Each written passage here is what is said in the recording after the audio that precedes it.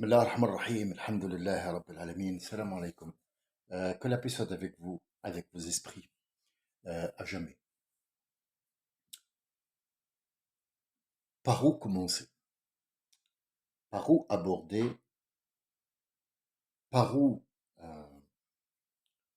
prendre la décision de lancer le premier mot, la première phrase qu'il faut pour une discussion à l'échelle humaine? Est-ce que les animaux discutent entre eux? Est-ce que les poissons communiquent entre eux? Est-ce qu'ils ont un langage? Est-ce que les oiseaux parlent? Est-ce qu'une fourmi parle? Des tas de questions que la plupart des gens, la plupart des communs, ne se posent même pas. Vous savez pourquoi? Il en a rien à foutre. Ça lui rapporte rien.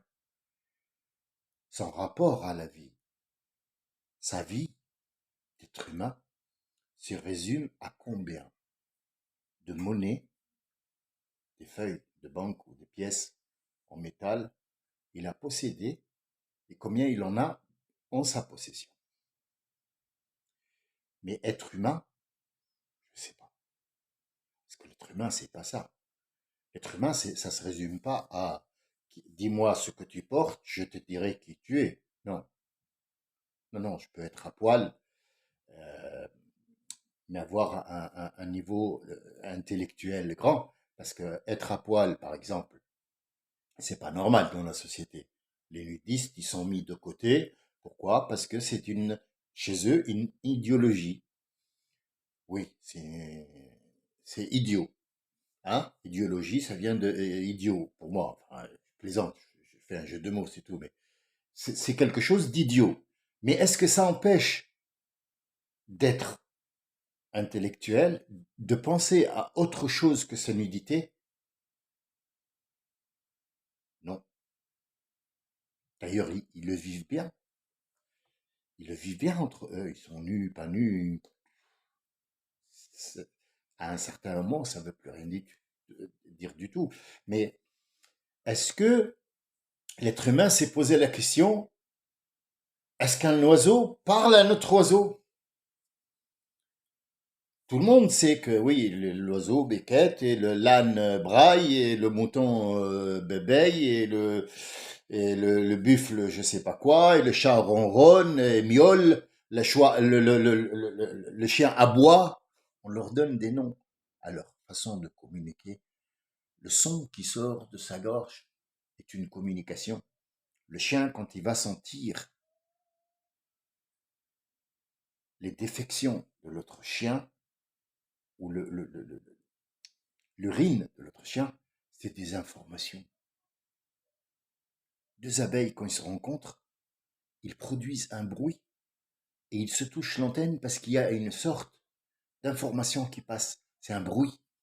Ils ont découvert récemment qu'une fourmi faisait un bruit perceptible que par une autre fourmi, avec l'odeur, avec tout ça. L'être humain, est-ce qu'il est au courant de ça, qu'il y a un autre monde autour de lui, qu'il n'y a pas que la Monnaie ou Karl Lagerfeld qui sont là et Saint-Laurent? Est-ce qu'ils sont au courant? Je pense pas. C'est une idée personnelle, je ne pense pas. Après, je peux me tromper, peut-être que ce monsieur pense vraiment, mais j'y crois pas. Parce que s'il pensait vraiment avec la tête, il saurait que parler avec quelqu'un, le son qui va sortir, ces vibrations, il y a tout un monde. Un mot, il peut blesser. Un mot, un seul mot. Mal placé, un mot aiguisé peut tuer. Une information, une information qui est fausse, comme dirait Trump, fake news, peut tuer des gens. Vous voyez, on n'a pas utilisé d'armes pour tuer quelqu'un. Donc, par où commencer? Par où commencer? Pourquoi on est là, en fait? Pourquoi on est là? Pourquoi il y a des gens, pourquoi je me lève le matin, je trouve les mêmes gens, puis après je vieillis, et puis c'est les mêmes choses devant moi, les mêmes choses, et puis je meurs. Ça a un sens? Est-ce que ça a un sens? Non, ça n'a pas de sens. Ça n'a pas de sens. Mais qu'est-ce que ce créateur a choisi pour communiquer avec l'être humain? Est-ce que, par exemple, un créateur ne peut pas, par exemple, se montrer devant nous, prendre une forme, pas forcément humaine, mais une forme, je sais pas, par exemple, Spielberg a fait comme quoi il y a des êtres extraterrestres qui viennent, ils ont une autre forme. Mais le souci qu'il y a dans ces films-là, c'est que peu importe le degré d'effet visuel qu'ils font dans les films pour nous montrer qu'il y a des extraterrestres, cet extraterrestre toujours parle le langage de ces gens-là, donc il sait parler comme eux, il respire ou pas, ça dépend, peut-être qu'il respire l'oxygène et l'autre il respire l'hydrogène. En fait, ils peuvent vivre, donc c'est pas un extraterrestre s'il est comme nous.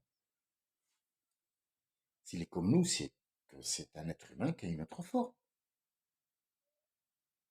Pourquoi toutes les croyances, y compris les mayas, les machins, les trucs, ceux qui même ceux qui font les doudounes là, ou je sais pas quoi, comment ça s'appelle en Afrique là, les vaudous, euh, il y a toujours des écrits.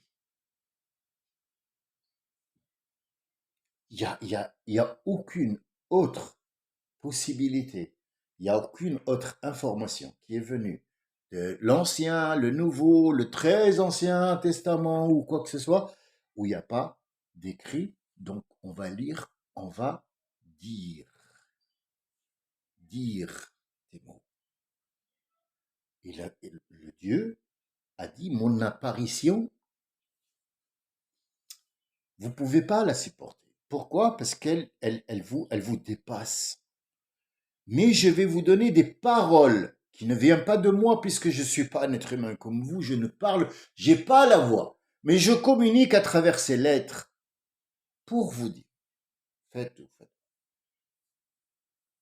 Où je veux en arriver? Est-ce que vous croyez que je parle toujours des musulmans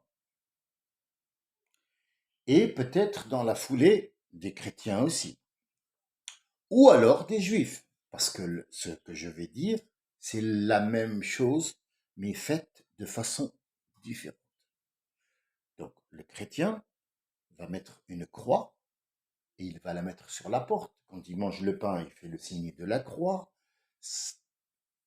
Pour lui, la croix, cette croix-là, c'est pas Dieu, mais à travers cette croix-là, eh ben le pain qu'il va manger où il a fait la croix, il est béni. C'est bon.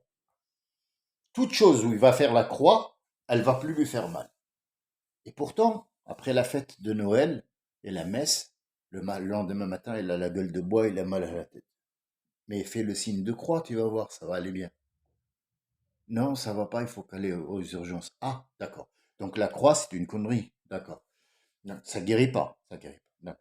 Quand tu mets une croix devant une maison, tu peux la laisser ouverte, elle peut pas te voler, c'est ça? C'est ça, d'accord.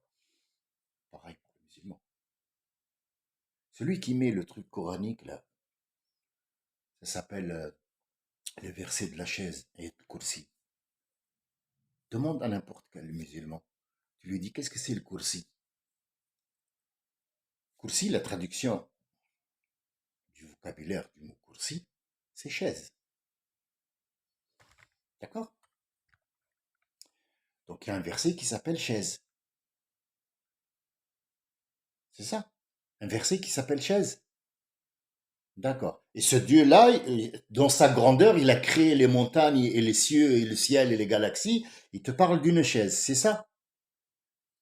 D'accord. C'est un symbole. Symbole de quoi? La chaise, elle est symbole de quoi? Symbole que tu as mis ton cul dessus pour t'asseoir. Quelle chaise? C'est quoi la chaise? Vous voyez? C'est là où je voulais en arriver. Ça fait 10 minutes maintenant. L'enregistrement dure 10 minutes, 7, vous pouvez vérifier. 10 minutes pour vous emmener à vous dire que entre ce qui est dit, ce qui est compris et le sens du vrai n'est pas conforme. N'est pas conforme. Qui est le responsable? Est-ce que si on attrape le responsable qui a fait ça, tout ira bien? On sait que c'est un prêtre qui leur a dit faites ça et vous allez voir, vous allez vous sentir bien.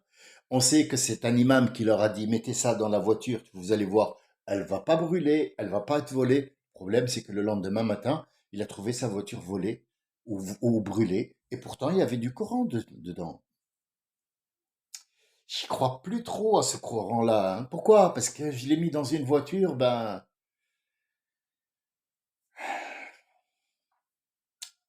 de quelle chaise tu me parles? Quelle chaise? Qu'est-ce que c'est que cette connerie qui sort de ta tête? Putain, une abeille est 50 milliards de fois meilleure que toi. Une abeille, elle a tout compris. Elle fait son devoir, elle fait ce qu'elle a été ordonnée de faire et elle vit sa vie d'abeille. Toi, tu n'es même pas capable de vivre ta vie.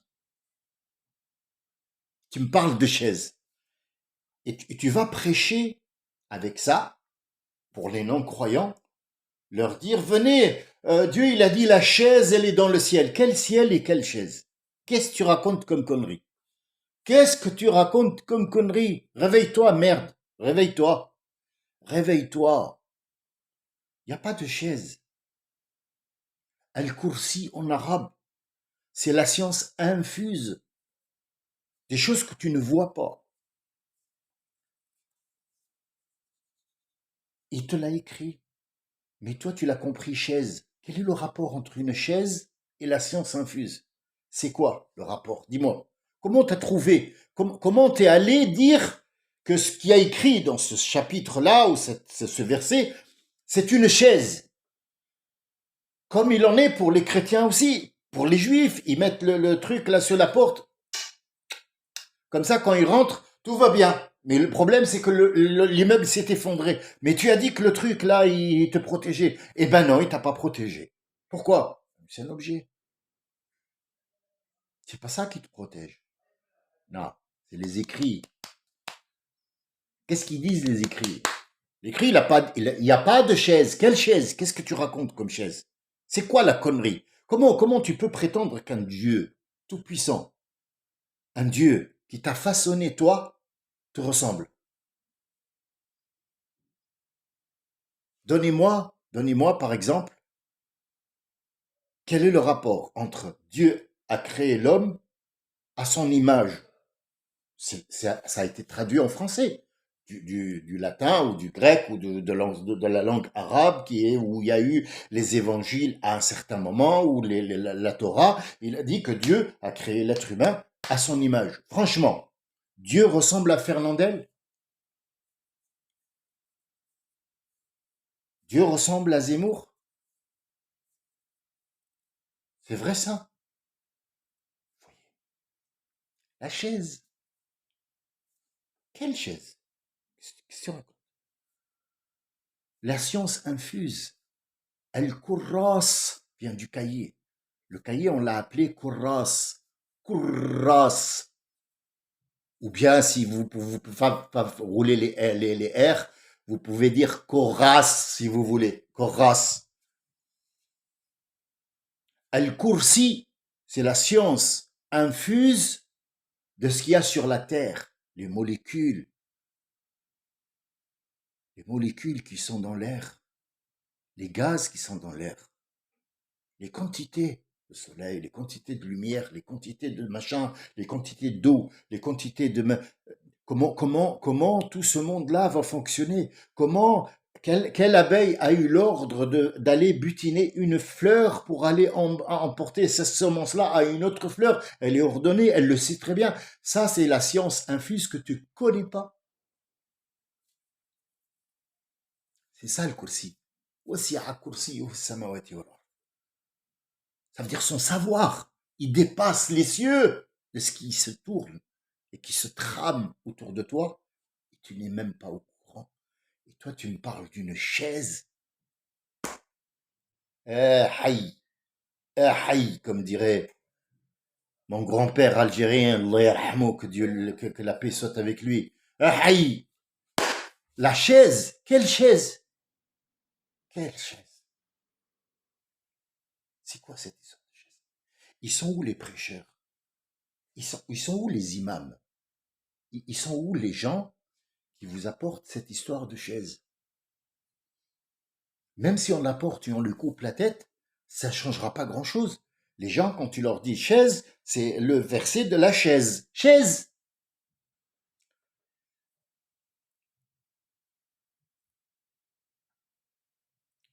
C'est compliqué, hein. Figurez-vous ce que c'est pas compliqué. Tout ce qu'on doit faire pour vivre bien est là. Ce Coran, pourquoi il est sacré? C'est pas pour qu'on le mette en décor sur les murs et qu'on le mette dans une voiture qui pendouille. Et puis le Comorien, il l'écrit sur le chapeau et il rentre avec aux toilettes.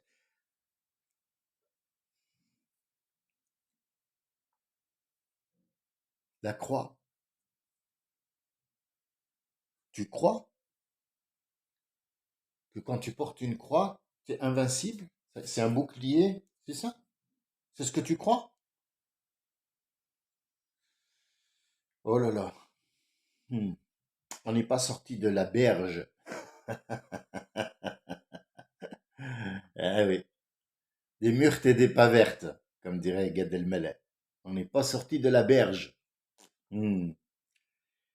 Moi, je vous invite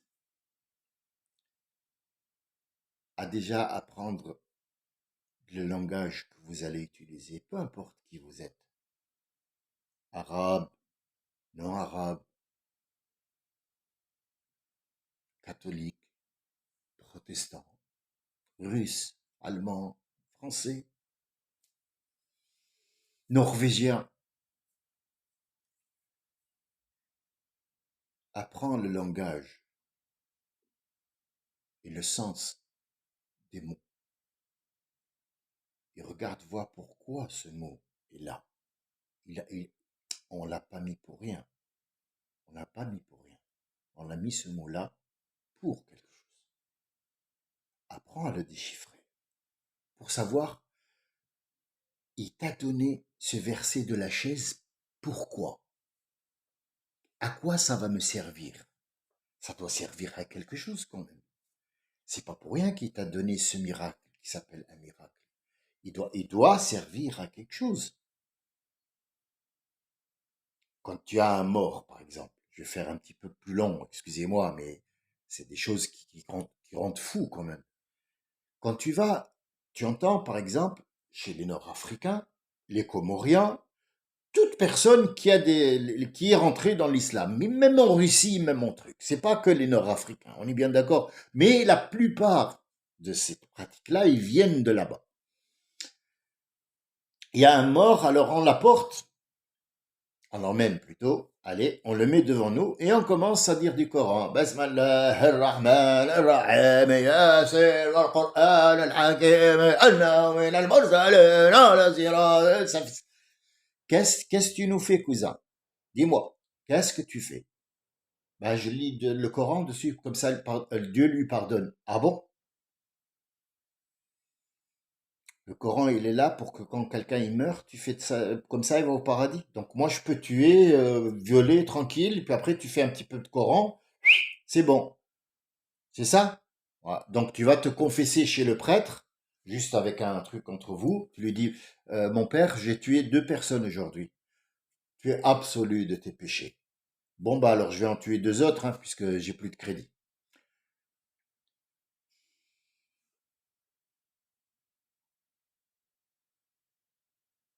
Franchement, franchement, qui est le meilleur? L'abeille, la fourmi ou toi? Parce que je te signale que s'il y a plus de fourmis et plus d'abeilles, ils font plus leur travail. T'es mort après 4 jours. 4 jours. Une qui est sous la terre et une qui est au-dessus de la terre. Si on enlève ça, ta tête, elle tombe. T'es mort. Et pour te dire, la ruche, elle est dirigée par des femelles. Et la fourmilière, c'est que des femelles. Il n'y a pas de mâle. Il n'y aura jamais de mâle. Le mâle, c'est pas le masculin. Je parle du mâle. Ils ne feront jamais de mal. Mais toi, si. Et tu sais à qui tu fais le mal? À toi. À toi, tu fais du mal. Et tu fais du mal à toi et à tes descendants, si t'en as. Alors, essaye de réparer quelque part la façon de voir. Pourquoi ça s'appelle Kursi? Quel est le rapport? Qui est le con qui a dit que c'était une chaise? Tu vas découvrir pourquoi. Pourquoi ce verset, il est important. Et qu'est-ce que je peux faire avec en étant vivant? La vie n'est pas que posséder des billets de banque que tu as fabriqués. Ça s'appelle les étapes de la vie. Il y a des étapes. Il n'y a pas de temps. Le temps n'existe pas. Le temps n'existe pas. Il y a des étapes. Inch'Allah. Peut-être dans une autre intervention, je vous parlerai du temps qui n'existe pas. Vous allez voir que ça, on le sait depuis des milliards d'années. Depuis que l'homme est homme, on sait qu'il n'y a pas de temps. Et tous les scientifiques vous le diront. Il n'y a pas de temps. Le temps n'existe pas. C'est des étapes. J'espère que vos étapes dans la vie soient basées sur une bonne compréhension de ce qui est devant vous. Et lève-toi de cette chaise, putain. Lève-toi de cette chaise. Va. Enlève la chaise, c'est bon. Tu t'es trop assis. Vas-y, bouge. Assalamu alaikum.